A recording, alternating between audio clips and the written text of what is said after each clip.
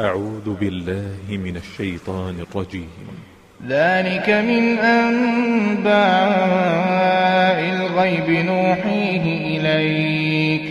وما كنت لديهم إذ أجمعوا أمرهم وهم يمكرون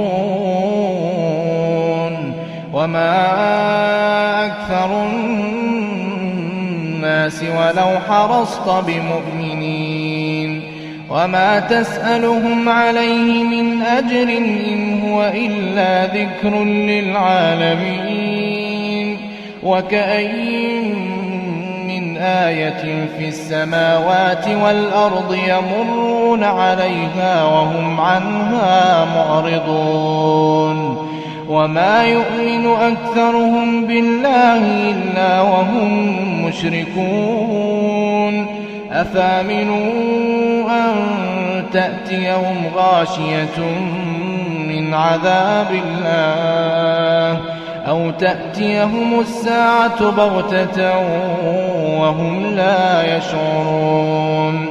قل هذه سبيلي أدعو إلى الله على بصيرة أنا ومن اتبعني وسبحان الله وما أنا من المشركين وما أرسلنا من قبلك إلا رجالا نوحي إليهم من أهل القرى أفلم يسيروا في الأرض فينظروا كيف كان عاقبة الذين من قبلهم